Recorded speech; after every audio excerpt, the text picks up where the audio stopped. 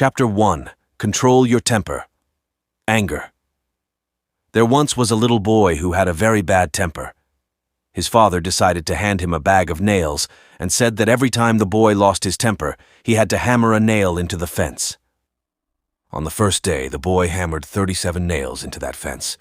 The boy gradually began to control his temper over the next few weeks, and the number of nails he was hammering into the fence slowly decreased. He discovered it was easier to control his temper than to hammer those nails into the fence. Finally, the day came when the boy didn't lose his temper at all. He told his father the news, and the father suggested that the boy should now pull out a nail every day he kept his temper under control. The days passed, and the young boy was finally able to tell his father that all the nails were gone. The father took his son by the hand and led him to the fence. "You have done well, my son, but look at the holes in the fence. The fence will never be the same. When you say things in anger, they leave a scar just like this one. You can put a knife in a man and draw it out. It won't matter how many times you say I'm sorry, the wound is still there." Moral. Control your anger, and don't say things to people in the heat of the moment that you may later regret. Some things in life you are unable to take back. Chapter 2. The Blind Girl. Change. There was a blind girl who hated herself purely for the fact she was blind. The only person she didn't hate was her loving boyfriend, as he was always there for her. She said that if she could only see the world, she would marry him. One day, someone donated a pair of eyes to her. Now she could see everything, including her boyfriend. Her boyfriend asked her, "Now that you can see the world, will you marry me?" The girl was shocked when she saw that her boyfriend was blind too, and refused to marry him. Her boyfriend walked away in tears, and later wrote a letter to her saying, "Just take care of my eyes, dear." Moral. When our circumstances change, so does our mind. Some people may not be able to see the way things were before, and might not be able to appreciate them. There are many things to take away from this story, not just one. This is one of the inspirational short stories that left me speechless. Chapter 3.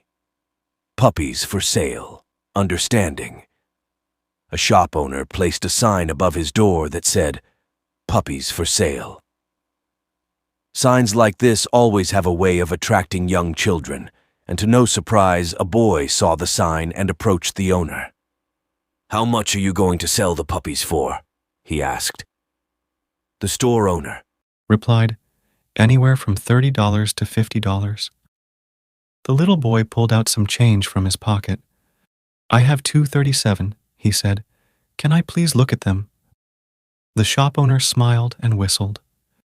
Out of the kennel came Lady, who ran down the aisle of his shop, followed by 5 teeny, tiny balls of fur.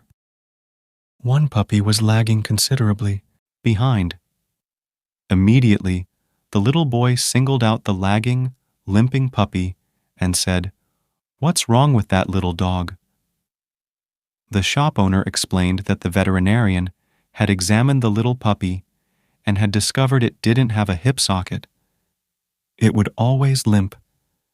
It would always be lame. The little boy became excited. "That is the puppy that I want to buy." The shop owner said, "No, you don't want to buy that little dog.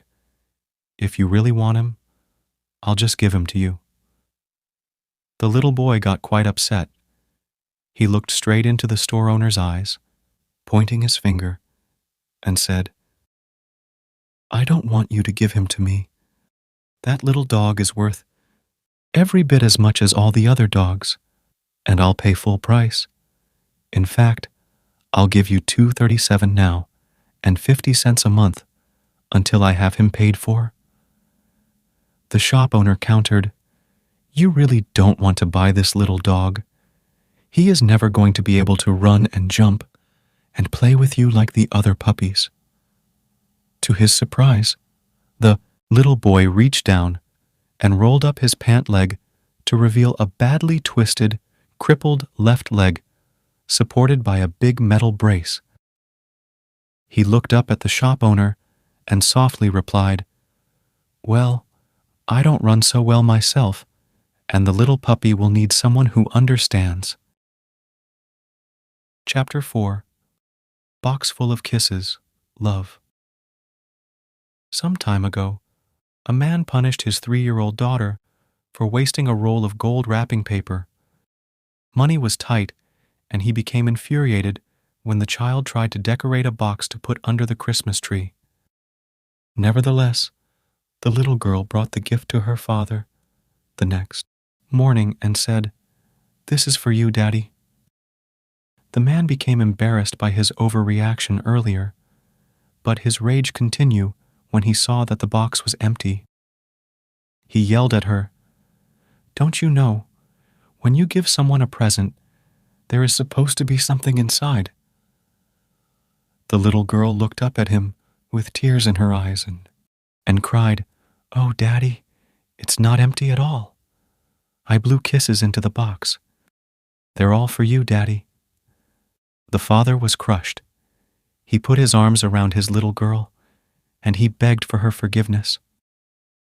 Only a short time later, an accident took the life of the child. Her father kept the gold box by his bed for many years, and whenever he was discouraged, he would take out an imaginary kiss and remember the love of the child who had put it there. Moral: love is the most precious gift in the world. Thank you so much for watching this video. Please do like, share, and subscribe my YouTube channel.